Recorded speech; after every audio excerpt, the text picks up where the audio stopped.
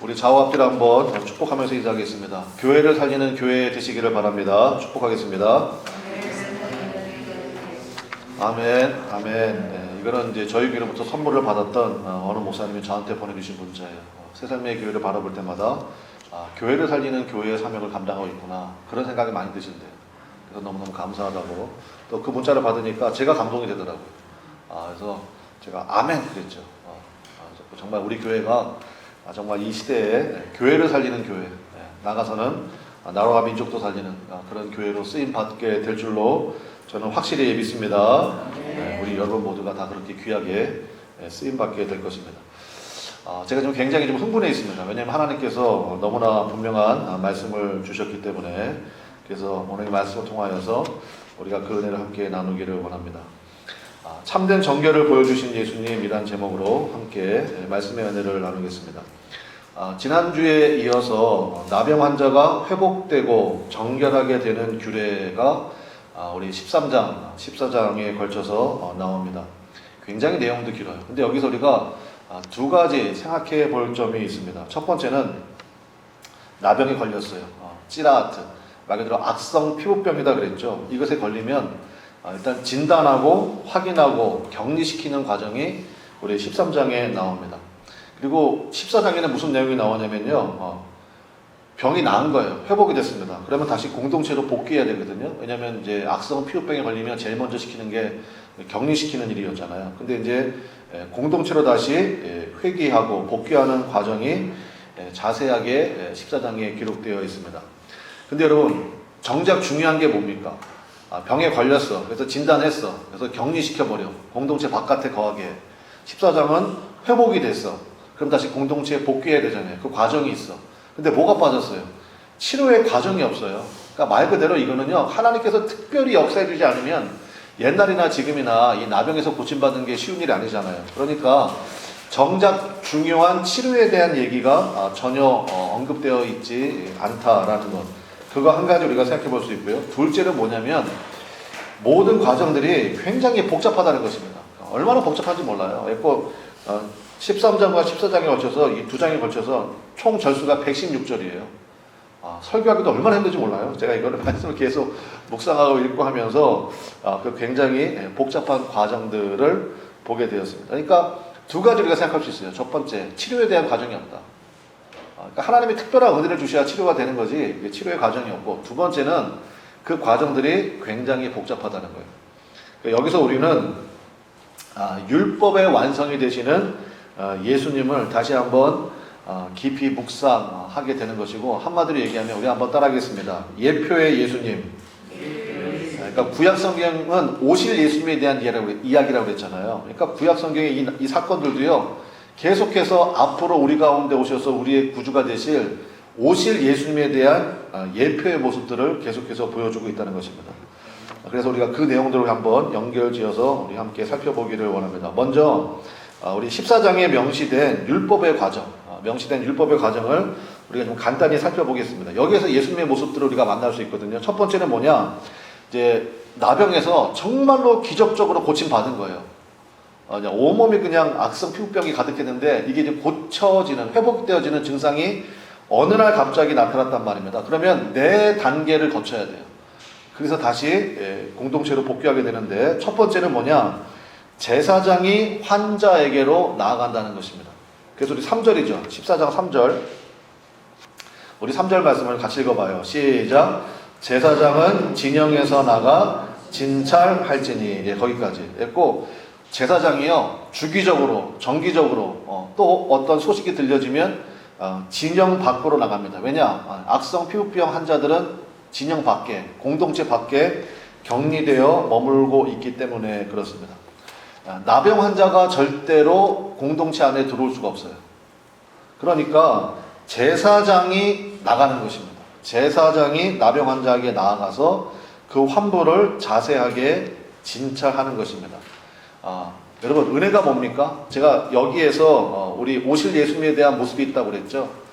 은혜가 뭐예요? 우리가 예수님을 만났어요. 예수님이 우리에게 찾아오셨어요. 어느 게 맞죠? 우리에게 오신 예수님이에요. 우리 한번 따라합시다. 나에게 오신 예수님. 예수님이 나에게 오셨단 말이에요. 그러니까 나에게 오신 예수님, 그게 바로 은혜 아니겠습니까? 그래서 제사장이 환자에게로 나아갔다.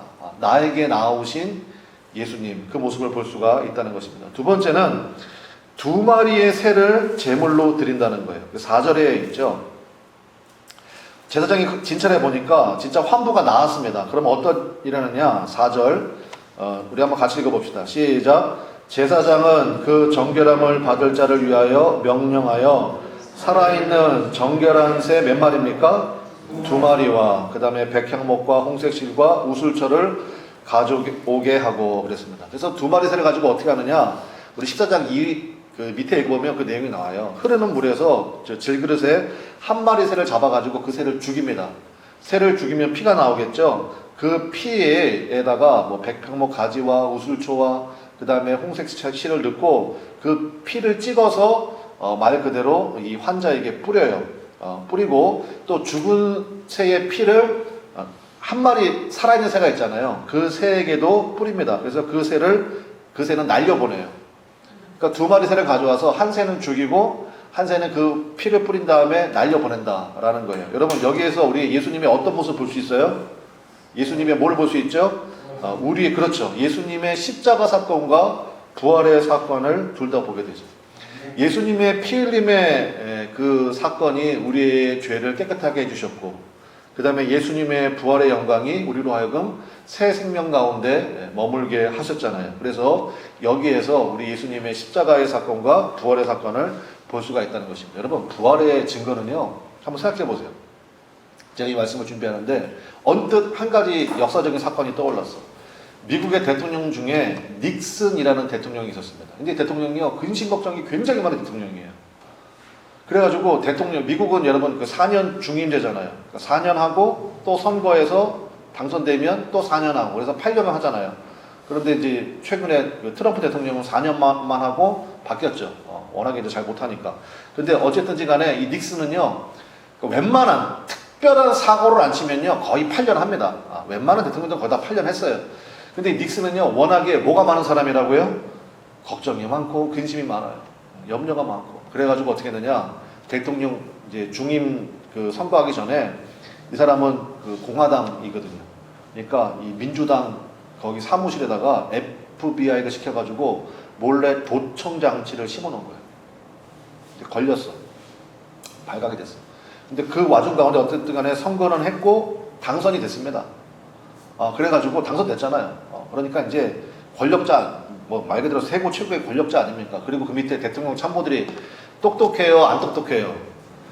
굉장히 똑똑하지. 대통령 참모들이 보통 사람들이에요. 그러니까 뭐 법이나 정치나 이런 것에 완전히 전문가들이잖아요. 그래가지고 딱 수집해서 딱 그 집합 해가지고 뭐 했냐? 입을 맞췄어요. 빠져나갈 길을 다 만들어 놓은 거예요. 그러니까 거짓말이죠. 완벽하게 입을 다 맞췄어요. 그리고 그 사람들이 뭐 그 분야에 다 전문가들이니까 다 입을 맞췄다고요. 그런데 웬걸? 한 달 만에 들통났어요. 한 달 만에 들통나가지고 결국은 닉슨 대통령이 사임하게 되었죠. 굉장히 불명예스럽게. 그게 그 유명한 워터게이트. 왜냐면 그 민주당 그 빌딩 건물이 워터게이트 빌딩이었거든요. 그래가지고 워터게이트 그 사건이 된 거 아닙니까? 제가 이 말씀을 왜 드리냐면요. 제가 이 말씀을 준비하는데 그 생각 딱 들더라고요. 여러분 생각해보세요. 예수님이 부활하셨어요. 여러분 믿습니까? 근데 그 당시 사람들은 도저히 못 믿겠는 거예요. 근데 한번 생각해보세요. 예수님의 제자들이요. 12명이요. 진짜 평범한 사람들이에요. 한마디로 얘기하면 학교가 뭐예요? 이런 사람들이에요. 학교를 다녀본 적이 없는 사람들이에요. 여러분 이런 사람들이요. 자기들이 완전히 입을 맞춰요? 시간이 많이 지났음에도 불구하고 똑같은 진술을 해요? 다 그만두고 여러분 거짓말을 위해서 목숨을 버리는 사람이 어디 있습니까? 근데 이분들은요. 만약에 부활의 사건이 이 사람들이 꾸며낸 거짓 이야기라면 거짓을 위해서 숨겨놓은 사람이 어디 있겠어요? 근데 예수님의 제자들은요. 그 예수님의 부활의 사건이 사실이고 진실이고 진리이기 때문에 목숨 거는 거예요. 단 한 번도 그들의 증거가 왜곡되거나 변질된 적이 없어요. 그게 뭐예요? 예수님께서 부활하셨다는 확실한 증거인 줄로 믿습니다. 그러니까 우리도 마찬가지예요. 예수님이 우리에게 약속하셨잖아요. 그럼 그 약속도 우리가 사실을 영접하는 거예요. 나도 언젠가는 부활한다. 예수님의 십자가 앞에 쓴다. 예수님의 품 안에 안긴다. 여러분 믿습니까? 그 날을 바라보면서 우리가 가는 거예요. 그래서 이 두 마리 새가 바로 그런 증표를 나타내고, 세 번째 단계는 뭐냐면 한번 따라합시다. 스스로 씻어야 된다. 8절입니다. 8절 한번 봅시다. 8절 제가 읽어드릴게요. 정결함을 받는 자는 그의 옷을 빨고 모든 털을 밀고 물로 몸을 뭐합니까?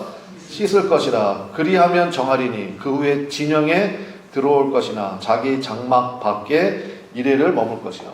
일단 공동체 안으로 들어오는데 집 안에는 못 들어간다는 거예요. 일단 스스로 씻어내는 과정이 필요하다는 것입니다. 보십시오. 준비된 제물의 피 흘림을 통해서 정결함을 얻었어요. 그것만 가지고 되냐는 거예요. 아니라는 거예요. 스스로 씻는 일이 남아있다는 것입니다. 그게 바로 뭐예요? 우리 한번 따라합시다. 영접하고 결단함이 필요하다. 예수님께서 우리에게 부활의 역사를 베풀어 주셨잖아요. 그래서 우리가 영접하고 믿고 고백하는 단계가 반드시 필요하다는 거예요. 그래서 14장 그 뒷부분에 읽어보면요, 그 재물을 잡아가지고 그것을 우리 앞에서 살펴본 것처럼 그 사람의 오른쪽 귀, 그 다음에 오른쪽 엄지손가락, 그 다음에 오른쪽 엄지발가락에 피를 바르고 나중에 기름도 바르고 하는 그러한 과정을 거칩니다. 그게 무슨 얘기입니까? 하나님, 이제부터 제가 귀니까 듣는 것, 손이니까 행하는 것, 발이니까 가는 것, 여기에 구별된 삶을 살겠다는 거예요. 그게 뭐예요? 결단하는 삶이잖아요. 결단하는 삶. 우리 예수 믿는 사람에게는 자유가 있습니다. 그러나 그 자유가 뭐예요? 하나님 앞에 통제된 자유예요. 하나님의 다스리심 아래에 있는 자유라는 것입니다. 그래서 그 결단함이 여러분 가운데도 있으시기를 바랍니다. 그래서 듣는 것에 있어서, 손으로 행하는 것에 있어서 뭐 아무데나 가는 거 아니에요. 아니에요. 하나님, 제 발걸음이 주님의 은혜와 동행하는 발걸음이 되기를 원합니다. 바로 그러한 스스로 씻어낸 영접함과 결단의 모습이 반드시 있어야 된다는 거예요. 마지막 네 번째는 뭐냐? 회막문에서 회복의 제사를 드립니다. 그런데 속건제, 속죄제, 번제, 소제, 이 네 가지 예배를 드려야 돼요. 네 가지 예배를. 그래서 이거는 제가 한번 예전에 말씀을 드렸기 때문에 여러분께서 그걸 참조해 주시면 좋겠고, 중요한 것은 뭐냐면 그 네 가지 예배를 드리는 날이 언제냐? 8번째 되는 날이에요. 8일째 드려요. 8일째. 그러니까 희망의 제 8일이 되는 셈인데, 여러분 창세기 읽어보시면 하나님께서 천지를 창조하시는데 며칠 걸리셨죠? 7일 걸리셨어. 그러면 사람은 며칠 날 만드셨어요? 6번째 날 만드셨어. 그러면 여러분이 이제 이입을 해보세요. 감정이입을. 여러분이 아담과 하와야. 6번째 날에 창조되었어. 그러면 아담과 하와 입장에서는 그 다음날 7번째 날이 자기의 첫날이잖아요. 7번째 날에 제일 먼저, 그러니까 아담과 하와가 제일 먼저 한 거는 뭐예요? 7번째 날에 하나님 뭐 하셨죠? 안식하셨잖아요. 그러니까 사람 입장에서는요, 제일 먼저 한 게 뭐냐? 하나님과 안식을 누리는 거예요. 믿습니까? 그래서 여러분, 월화수목 금토 일이에요. 예수 믿는 사람들은 주일 월화수목 금토예요. 뭐가 맞아요? 주일이 맞아요. 그래서 여러분, 그래서 달력 보세요. 달력 보면 주일이 맨 앞에 나와 있어요. 주일 월화수목 금토 이렇게 되는 거예요. 그러니까 우리 사람 입장에서 제일 먼저 해야 될 것은 뭐냐? 하나님과 안식을 누리는 거예요. 그리고 나서 8일째부터 희망의 새 날이 시작된 거예요. 믿습니까? 그래서 굉장히 중요해요. 그러니까 여러분, 성경은요 절대로 사람이 쓸 수가 없어요. 아니, 성경이 창세기부터 요한계시록까지 1800년에 걸쳐서 쓰여졌는데 어떻게 이게 한 번도 그 진리가 변하지 않고 동일한 맥락에서 동일한 관점에서 쓰여집니까? 그건 불가능한 얘기예요. 그러니까 하나님이 하나님의 사람들을 통해서 성령의 감화 감동 가운데 우리에게 주신 놀라운 하나님의 말씀인 줄로 믿습니다. 그래서 제8일째 이 제사를 드림으로 인해서 이제 가족들의 품에 안길 수 있고, 무엇보다도 성전에 들어가서 예배할 수 있는 그러한 은혜가 주어지게 되었다는 것입니다. 그게 바로 나병 환자가 14장에서 회복되는 네 가지 단계가 되는 것입니다. 그러면 여기서 우리가 이제 두 가지를 살펴보겠는데, 뭐냐면 이게 예수님을 예표한다고 그랬잖아요. 그럼 첫 번째는 뭐냐? 우리 한번 따라합시다. 치료자 되시는 예수님. 치료자 되시는 예수님을 우리가 여기서 만날 수 있다는 것입니다. 여러분, 치료의 능력은 오직 예수님에게 있는 줄로 믿습니다. 그래서 예수님께서 이 땅에 오셔가지고, 예수님이 율법을 모르시는 분이 아니잖아요. 그런데 예수님께서요, 마태복음 8장에 보면 나병 환자들을 만나시고요, 심지어 나병 환자에게 손대면 안 되거든요. 그럼 부정, 그 사람의 부정이 나에게 와요. 예수님 이거 모르시겠어요? 근데 아니에요. 예수님은요, 기꺼이 그들에게 손을 대십니다. 근데 여러분 우리가 알잖아요. 이방인 백부장의 고백에서 우리가 배웠던 것처럼 예수님이 말씀으로도 얼마든지 고치실 수 있으세요? 없으세요? 있으시거든요. 근데 일부러 예수님이 나병 환자에다 손대시는 거예요. 그거를 보고 이 종교인들 있죠. 바리새인, 사두개인, 율법사들이요. 눈이 돌아가는 거예요. 저거 손댄다, 저거 손댄다, 저거. 하나님 말씀, 율법은 절대로 손대면 안 되는데 저거 부정한 거 손댄다. 예수님이 일부러 이렇게 하신 거예요. 일부러. 손을 대시며 이르시되 내가 원하노니 병에서 고침을 받으라 했더니 그 자리에서 즉시 그 병이 고쳐졌다고요. 또 한 가지 마태복음 26장에 보면 예수님께서 그 나병 환자 베다니가 뭐냐면 베트 하면 히브리어로 집이란 뜻이에요. 그래서 베들레헴 여러분 아시잖아요. 베틀레헴이에요. 레헴이 그 방앗간이라는 뜻이거든요. 그러니까 거기 떡집이 많았나 봐. 그러니까 거기가 그 베들레헴이 된 거예요. 여러분 우리나라도요 마찬가지예요. 우리나라에서 제일 흔한 나무가 무슨 나무예요? 소나무죠. 그 다음에 마을마다 전부 다 그 우물이 있어. 그 소나무 있고 우물이 있다. 그러면 그 마을 이름이 뭐예요? 송정동이잖아. 소나무 송자 쓰고 우물 정자 써서 송정동. 있고 어디를 가보시든지요. 시골 가면 웬만한 데는요 다 송정동이 있어요. 소나무 있고 우물 있고 하니까. 그러니까 마찬가지예요. 떡집이 많았나 봐. 그러니까 베틀레헴이에요. 베틀레헴.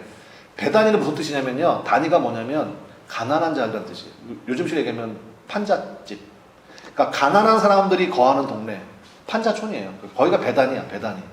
그러니까 이 베다니 나병 환자 시몬의 집에 예수님이 일부러 들어가십니다. 예수님이 제일 많이, 성경 퀴즈예요. 예수님이 제일 많이 신방하신 가정은 어디냐? 베다니 시몬의 집이에요. 판자촌에 사는 시몬의 집에 들어가셔서 그 집에 있는 그 가족들을 특별히 사랑하셨어요. 시몬, 그 다음에 막달라, 그 다음에 마리아, 이 나사로 집안이잖아요. 그리고 특별히 그 집에 들어가셔서 함께 식사하시고 하시는 그러한 일들이 많았답니다.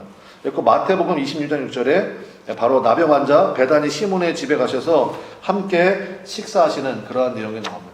그래서 한마디로 얘기하면 뭡니까? 예수님 안에서 모든 문제가 해결된다는 거예요. 여러분 믿습니까? 아멘. 우리 한번 따라합시다. 예수님 안에 모든 정답이 있다. 그래서 우리가 예수님만 바라보고 예수님만 묵상하는 게 굉장히 중요한 거죠. 여러분 잘 아시겠지만 제가 이제 그 중학교 아이들을 가르치잖아요. 중학교 아이들을 가르치는데 그 중에 이제 뭐 이름을 밝히지 않겠지만 한 학생이 있어요. 중학교 2학년 학생인데 제가 그 수학은 저도 잘 못하니까 저도 수학을 공부하면서 가르쳐요. 근데 영어는 뭐 중학교 영어는 눈 감고도 하잖아요. 눈 감고도 이렇게 하고 하는데 한 학생이 이제 중학교 2학년 학생을 제가 가르치는데 그 학생이 처음 만났는데 이제 상담을 할 거 아니에요. 그랬더니 선생님 저는 소원이 하나 있습니다. 뭐냐 그랬더니 자기가 영어 시험 70점 맞는 게 자기 목표래. 70점. 그래갖고 어떻게 70점이 목표일까? 그래가지고 제가 한번 이제 간단히 좀 테스트를 해봤어. 그랬더니 이해가 되더라고. 너는 70점이 목표겠구나. 그래갖고 내가 야 아무개야 걱정하지 마. 이제부터 선생님이 하라는 것만 해. 그러면 네가 원하는 점수를 충분히 맞을 수가 있어. 걱정하지 마. 그리고 그 이상도 맞을 수 있어. 그랬더니 진짜요? 진짜요? 안 믿더라고.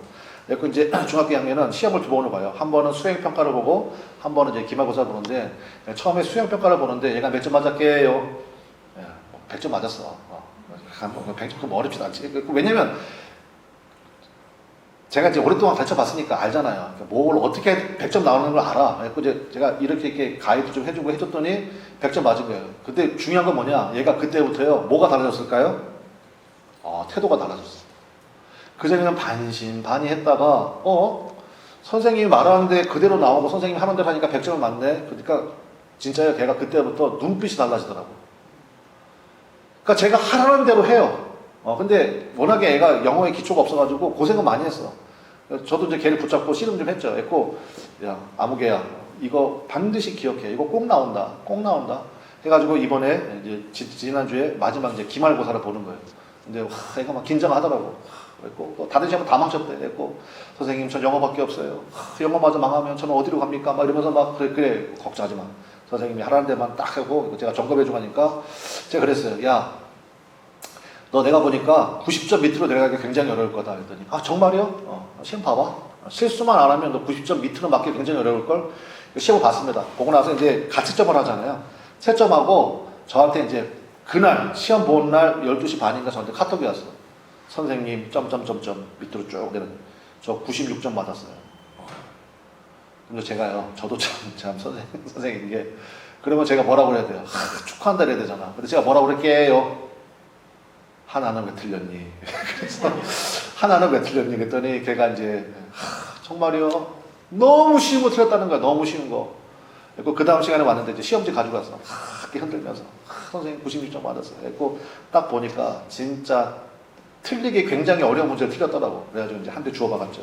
주워박고 이거 왜 틀렸니? 했더니 그래도 내가 뭐 너무너무 기뻐하고 그 부모님도 이제 그 가평에 살다가 이제 광주로 이사 온 지 얼마 안 되는 이제 그런 가정이거든요. 근데 그 어머니가 뭐 얼마나 감사한지 뭐 조그마한 선물도 보내주시고 그랬더라고요. 그래서 여러분 보세요. 저는 아이들을 많이 가르쳐 봤기 때문에 중학교 애들 영어는요 그냥 눈 감고도 알아요. 아 이거 나오겠구나. 그밖에 나올 게 없어 사실은. 그러니까 그것만 하면 돼. 여러분 예수님이 정답이에요. 믿습니까? 예수님이 하자는 대로만 하면 되는 거예요. 그래서 오직 예수님만 바라보시기를 주님의 이름으로 간절히 축원합니다. 왜 자꾸 예수님 아니면 다른 것에다가 기대를 걸어요. 예수님이 하자는 대로만 하면 되는 거예요. 그러니까 우리의 삶은 그러니까 예수님 뭐라고 그래요? 내가 너에게 평안을 준다. 내가 너에게 안식을 준다. 아 정말 제가 그 학생한테 안식을 줬다니까요. 야 너 걱정하지 마. 너 90점 밑으로 내려가기 굉장히 어려워. 안 믿더라고. 네가 일부러 틀리지 않은 이상은 90점 밑으로 내려가기 굉장히 어려울걸. 저는 이제 100점 맞을 줄 알았는데 어떻게 하나 틀렸더라고. 근데 예수님도 마찬가지예요. 그러니까 예수님만 믿고 나가면요 염려할 거 근심할 거 하나도 없다는 것입니다. 그래서 여러분 예수님만이 우리의 삶의 정답 되시는 줄로 믿습니다. 두 번째는 예수님께서 우리에게 가라고 명령하셨다는 것입니다. 뭐냐? 예수님의 마지막 지상 명령이 무엇입니까? 땅 끝까지 이르러 내 증인이 되라는 거예요. 무슨 얘기냐면 한마디로 얘기하면 야 너희들끼리만 머물지 말고 그 벽을 깨트리고 나가라고 예수님께서 우리에게 마지막 명령을 주셨다고요. 여러분 세계 역사를 보면요 비슷한 시기에 세계를 제패할 만한 힘을 가진 나라가 두 나라가 있었습니다. 한 나라는 중국이에요. 한 나라는 어디 있습니까? 로마예요. 그런데 여러분 중국은요 그 힘을 가지고 있었는데 쪼그라들었고요. 로마는 여러분 잘 아신 것처럼 전 세계를 1000년 동안 다스렸어요.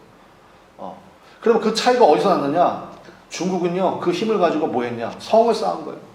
그래서 뭐 아시잖아요. 중국이 쌓은 그 유명한 성 무슨 성이에요? 만리장성. 근데 여러분 역사를 보면요 그 만리장성이요 단 한 번도 외세의 침입을 막은 적이 없어요. 왜냐? 쳐들어오는 그 이방 민족들이요 문지기한테 다 뇌물을 갖다 줬어. 그럼 문지기가요 그 뇌물 받고요 그날 그 시에 문 다 열어놓고 도망갔어요. 만리장성이요 한 번도 외세의 침입을 막은 적이 없어요. 반면에 로마는 성을 쌓지 않고 뭐를 만들었습니까? 길을 만들었어요. 그래서 모든 길은 로마로 통한다라는 그런 속담도 있잖아요. 길을 만드는 거예요. 길을. 그러니까 우리도 마찬가지예요. 은혜 받았으니까 우리끼리만 모이고 우리끼리만 예배드리고 그게 아니라는 거예요. 하나님이 지금 우리에게 명하시는 건 뭐냐? 우리 한번 따라합시다. 땅 끝까지 이르러. 뭐예요? 가라는 거예요. 병 쌓지 말고 가라는 거예요. 레위기가 우리한테 보여주는 메시지가 무엇입니까? 무엇이 정결이며 무엇이 거룩이냐의 문제예요. 몸이 부정한 사람에게 손대지 않는 것이 정결을 유지하는 것이 아니라 그들에게 나아가서 함께 어울리며 예수님의 사랑으로 그들을 섬기며 고쳐주는 것, 그게 바로 예수님이 원하신다는 거예요. 그래서 예수님께서 일부러 그렇게 하신 거예요. 일부러 나병 환자 집에 가서 식사하시고 일부러 나병 환자 손에 그 환부에 손을 대시면서 병을 고쳐주신 것입니다. 안타깝게도 여러분 아시는 것처럼 이제 우리 다시 비대면 예배를 2주일 동안 드려야 됩니다. 비대면 예배를 드려야 되는 시기가 되었습니다. 근데 보세요. 믿음은 반응의 문제라고 그랬잖아요. 태도의 문제라고 그랬잖아요. 예, 굉장히 힘듭니다. 어려운 문제가 있습니다. 근데 여러분 보세요. 이거 하나님이 우리에게 벌 주시는 거예요? 여러분 그렇게 생각하십니까? 절대 아니에요. 하나님의 본질은 우리 요한 1서에 나온 것처럼 하나님은 무엇이시다? 사랑이시다예요. 하나님의 본질이 사랑이에요. 그러니까 우리가 찬송 불렀잖아요. 사랑한다 내 아들아, 사랑한다 내 딸아, 내가 너를 축복하노라, 내가 너와 함께하노라. 여러분 이게 우리 하나님의 마음이신 줄로 믿습니다. 그렇다면 이 시기를 우리가 다르게 볼 수 있어야 돼요. 어떻게 봐야 되느냐? 이 모든 고난과 어려움의 순간에 우리가 더욱더 붙들어야 되는 게 뭡니까? 나와 늘 함께 하시는 주님을 바라봐야 돼요. 나와 늘 함께 하시는 그 주님을 우리가 묵상해야 됩니다. 그래서 여러분, 제가 이 말씀을 준비하면서 이제 기도하며 준비하는데 하나님께서 갑자기 제 마음속에 깨닫게 하셨어요. 다니엘서를 보라는 거예요. 제가 그 생각이 딱 드는 순간에 저는 완전히 주님께서 무슨 말씀을 하시려고 하시는지를 다 깨달았어요. 여러분 보세요. 이스라엘이 망했어요. 그래서 바벨론으로, 지금의 이란이에요. 바벨론으로, 지금의 이라크. 바벨론으로 포로로 끌려갔습니다. 그래서 포로 생활 70년을 해요. 솔로몬이 지었던 그 영광스러운 성전이요, 바벨론에 의해서 흔적도 없이 완전히 무너져 버렸어요. 포로로 끌려간 다니엘이요, 다니엘서 보시면 여러분 아시죠? 다니엘 하면 여러분 생각나는 게 거의 뭐 두 가지예요. 뭐가 생각나요? 다니엘 하면은 우리 주일학교 때 들었던 거 있잖아요. 뭐가 생각납니까? 사자굴에 들어간 다니엘 생각나고요. 그러면 사자굴에 왜 들어갔어요? 하루에 다니엘이 몇 번씩 뭐 했다? 3번씩 예루살렘, 성전이 있던 예루살렘을 향해서 창문을 열어놓고 하루에 3번씩 기도했어요. 여러분 그게 뭐예요? 그게 예배예요. 그게 예배라고. 그 전까지 이스라엘 사람들은, 유대인들은요, 야훼 하나님이 계시는 성전이 무너진다는 것은요, 상상도 할 수 없었던 일입니다. 그 당시의 전쟁은 사실은 신과 신의 전쟁이었거든요. 이스라엘이 믿는 야훼 하나님, 바벨론이 믿는 마루둑이라는 신, 두 신이 붙었는데 마루둑이라는 신이 야훼 성전을 완전히 획파시켜 버렸어. 그리고 포로로 다 끌려갔어. 그러면 유대인들의 입장에서는 상상할 수 없었던 일이 벌어진 거예요. 그러면 여러분, 야훼 하나님이 무너졌고 이제 마루둑 신이 계셨으니까 종교를 바꿀 거예요? 바벨론의 마루둑 신이 강하니까 이제 그 신을 섬길 거예요? 그게 아니잖아요. 그러니까 하나님의 역사 아래, 여러분 모든 역사적인 현상들, 우리 예수님께서 말씀하신 것처럼 천부, 너희들의 천부 하나님께서는 너희들의 머리카락 개수까지도 다 알고 계십니다. 믿습니까? 그러면 지금 코로나를 비롯한 그 다니엘 시대에 성전이 무너지게 하신 것도 하나님이 성전 무너지고 나서 거 봐라, 내가 니네 그렇게 말을 안 들으니까 내가 성전 무너뜨린 거야. 너네 그렇게 죄를 짓고 내 말 안 들으니까 내가 코로나 바이러스 보낸 거야. 그걸까요? 그거 아니에요. 하나님의 안타까운 메시지가 그 안에 담겨 있는 거예요. 뭐냐면, 그래가지고 보세요. 다니엘이 이제 포로로 끌려갔어. 더 이상 성전이 없어요. 성전이 없으니까 예배를 드릴 수가 없는 거야. 그전까지 예배는 뭐였어요? 전부 다 동물 제사였잖아요. 우리 다 배웠잖아요. 번제, 소제, 화목제, 속제제, 속번제. 그 전부 다 동물 불태워드리고 이런 거였잖아요. 근데 그걸 할 수가 없어요. 그래서 다니엘이 뭐 했다고요? 하루에 3번씩 기도했어요. 성전이 없기 때문에 더 이상 제사 중심의 예배가 아니라, 우리 한번 따라합시다. 말씀 중심의 예배. 말씀 중심의 예배로 돌아간 거예요. 그래서 바벨론 포로 생활 70년 동안에 그 유대인들이 모여서 뭘 했느냐? 말씀을 서로 나누기 시작한 거예요. 그것을 우리가 뭐라고 불러요? 그게 회당이에요. 그게 바로 회당이에요. 그래서 신약성에 보면 예수님께서 회당, 사도 바울도 가는 곳마다 회당 먼저 찾아가거든요. 그 회당에 그때 생긴 게 회당이에요. 그리고 더 중요한 것은 뭐냐? 여러분이 가지고 있는 구약 성경의 대부분이 언제 쓰여졌냐? 바벨론 포로 생활 70년 동안에 구약 성경이 다 쓰여진 겁니다. 그 전에 서로 공유하고 있던 말씀들, 더 이상 제사로 드리는 예배가 안 되니까 회당에 모여서 하나님께서 주신 말씀들을 나누기 시작한 거예요. 그리고 그것을 기록으로 남기기 시작한 거예요. 그래서 지금 그것이 오늘날의 구약 성경이 된 거예요.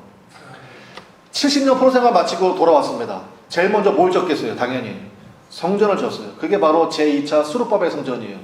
그리고 수백 년이 흐른 뒤에 헤롯이라는 사람이 나타나서, 이 사람은 반만 유대인이거든. 근데 유대인의 환심을 사기 위해서 그 성전을 증축을 했어요. 엄청나게 크게 졌어. 근데 여러분, 그 성전이 지금 남아있어요? 없어요? 없어요. 그 성전이 흔적도 전혀 없다고요. 돌 하나도 남아있지 않아요. 그럼 봅시다. 하나님이 그들을 잊어버리신 거예요? 하나님이 그들을 버리신 것이에요? 절대 그렇지 않다고요. 예수님이 그랬잖아요. 이 산에서도 말고 저 산에서도 말고 나를 예배할 때가 이르리라. 그러면서 신령과 진정으로 예배하는 자, 바로 그렇게 예배하는 사람을 주님께서 찾으신다는 거예요. 그래서 여러분, 갇힌 공간인 예루살렘 성전에서의 예배가 이제는 열린 공간, 회당에서의 예배로 전환된 것처럼 지금도 마찬가지입니다. 저는 이렇게 생각합니다. 지금 이 시대가요, 가히 혁명적인 예배의 시대를 하나님께서 이끌고 계시다. 저는 그렇게 생각해요. 이제 다음 주와 다다음 주에 우리가 비대면 예배를 드릴 터인데, 제가 하나님 앞에 기도하면서 받은 메시지, 그러니까 코로나 이후에 교회들은 어떠한 모습으로 나가야 될 것인가, 그거를 우리 교회 나갈 방향이기도 해요. 근데 제가 서두에 말씀드렸죠. 제가 이번 주에 설교 준비하면서 막 가슴이 뜨거웠다고. 왜냐하면 뭐 제 지혜로는 그것을 알 수도 없거니와 하나님께서 저에게 감동을 주시고 깨닫게 하시고 보게 하셔서 정말로 어느 목사님이 우리 교회를 위해서 기도해 주시면서 교회를 살리는 교회가 될 줄로 믿습니다 말씀하셨던 그 말씀이 제 마음속에 그대로 그냥 꽂히고 응답된 것입니다. 그게 뭐냐면, 더 이상 공간으로서의 예배는 이제 어려워요. 이거 보세요. 제가 이제 처음에 코로나 발생했을 때도 말씀드렸어요. 세계적인 학자들 이런 사람들이요, 이제 코로나 터진 다음에 2021년, 늦어도 2022년이면 코로나 바이러스가 끝날 겁니다 그랬어. 단 전제 조건이 있어요. 뭐냐? 변이 바이러스가 안 나온다는 조건이에요. 근데 여러분 아시죠? 지금 델타 변이 바이러스가 나와서 지금 그것 때문에 다 난리예요. 그럼 델타 변이 바이러스 잡으면 그 다음에는 안 나올까요? 그게 이제 ABCD거든. 다음에는 뭐 입실론 바이러스가 나올 거고, 뭐 델타 플러스 알파 변이 바이러스가 나올 거예요. 코로나19였죠? 코로나 2, 3은 안 나올 거예요. 코로나 2, 5는 안 나올 거예요. 계속 나올 거예요. 왜냐면 바이러스도 생명이에요. 걔도 살아야 될 거 아니에요.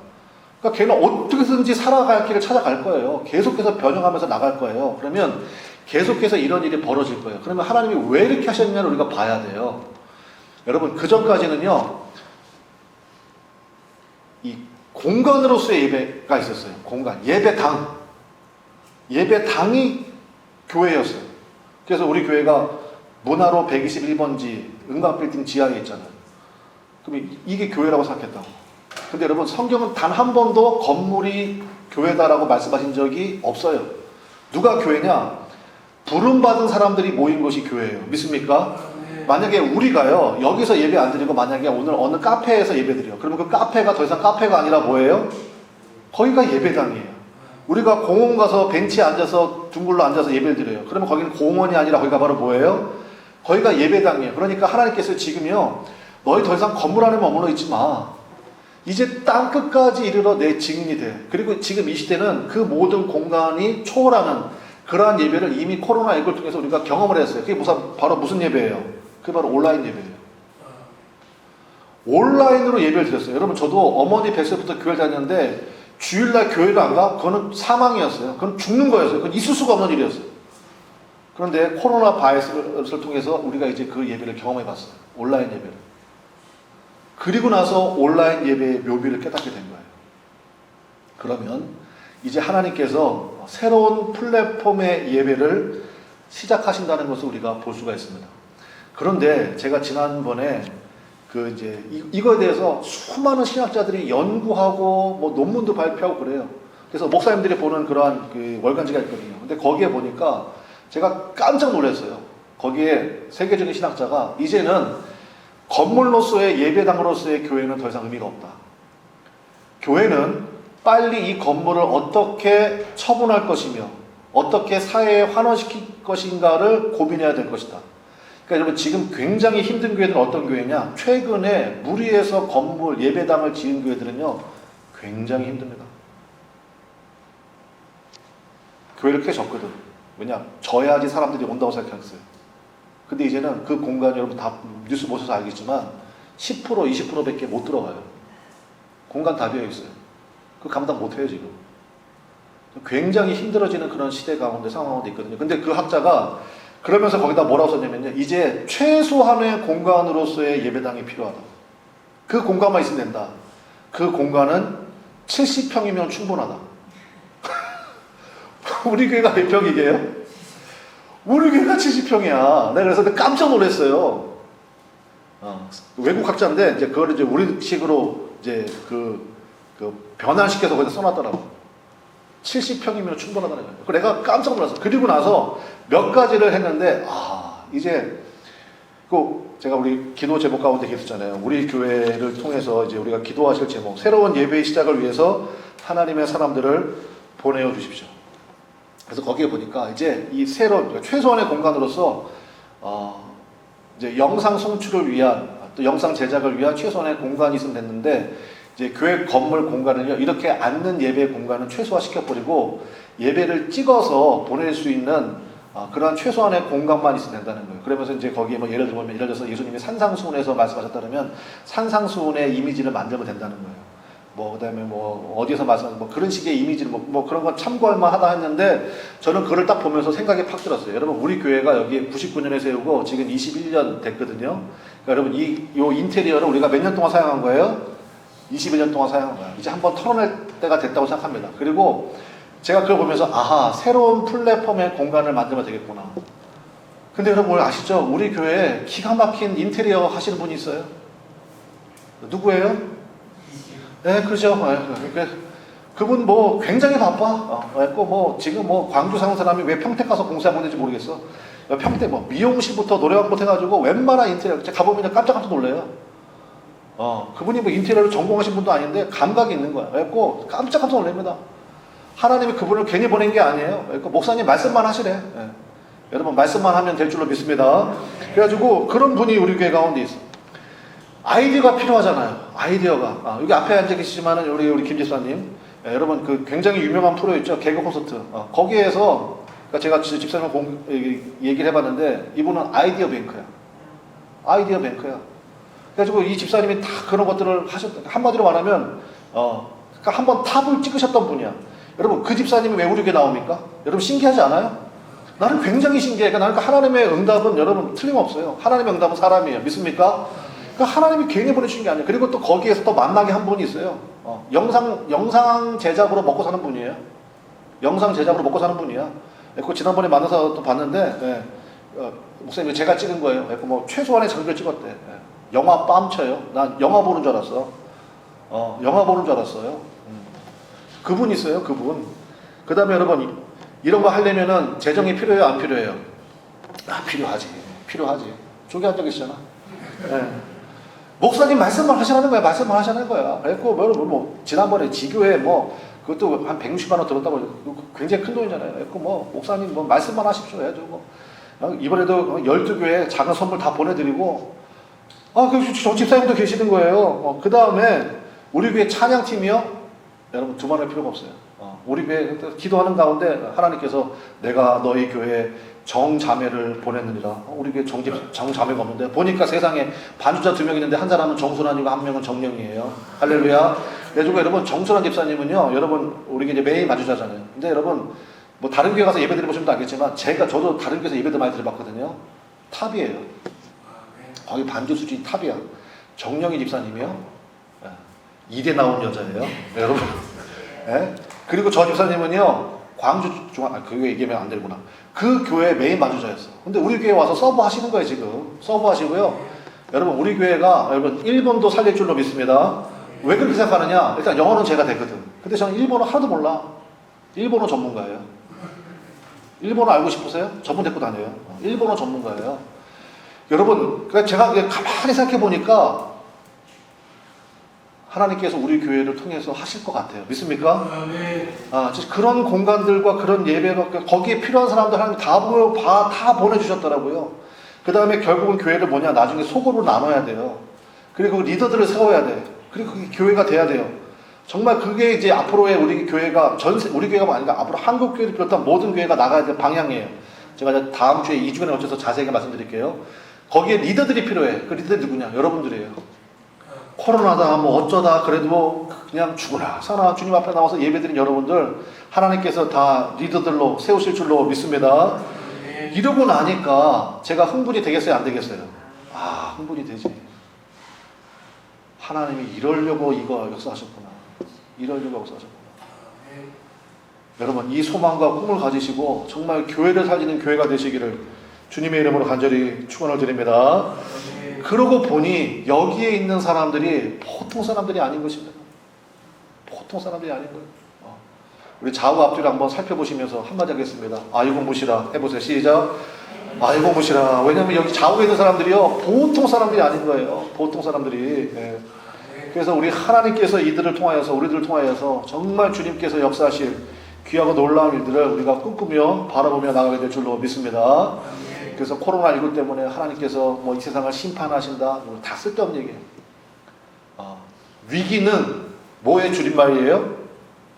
위험한 기회란 뜻이에요. 여기에서 하나님의 인도하심을 따라서 방향을 잘 잡으면요 제2의 종교개혁이 일어납니다. 여러분 사실 교회의 모든 문제는요 껍질을 하나씩 벗겨보면요 전부 다 건물 짓는 문제였어요. 건물을 지어야 되니까 교인들을 닥달하라고, 건물을 또 지어놨으니까 교인들 협박을 해서 억지로 동원령을 내려서 채우고 맨 그 짓 했어요. 제가 있던 그 교회도요, 제가 그 전에 있던 교회도 교회를 3번이나 허물고 짓고 이걸 했어요. 계속 그 수많은 헌금과 재정이 다 거기에 쓰인 거예요. 근데 이제 그거 없어요. 그거 이제 무용지물이에요. 무용지물. 아무짝에도 못 써요. 중세 유럽의 역사를 보면 성을 세웠잖아요. 여러분 유럽 여행 가보면요 성들이 얼마나 큰지 몰라요. 성은 말 그대로 최후의 보루였습니다. 그런데 19세기에 대포가 발명되면서 성이 무용지물이 돼버린 거예요. 그래서 여러분 유럽 여행 가보시면요 성이요 다들 흔적만 남아있고요 관광 명소 외에는 원래 기능을 지금도 감당하고 있는 성은 단 하나도 없어요. 무슨 얘기인지 아시겠어요? 하나님께서 이 코로나 대포를 통하여서 우리 가운데 분명한 메시지를 보여주고 계시는 것입니다. 이때 우리가 정신 바짝 차리고 하나님 앞에 매달려 기도하면서 하나님의 인도하심을 철저히 받고, 하나님께서 이렇게 모이게 하시면, 이렇게 모이기도 쉽지 않은데 이 산들을 통하여서 하나님이 어떻게 역사하실지 우리가 설레는 마음을 가지고 꿈꾸며 나아가는 그런 은혜가 있으시기를 바랍니다. 그래서 우리 여기에 모인 우리 찬양합시다.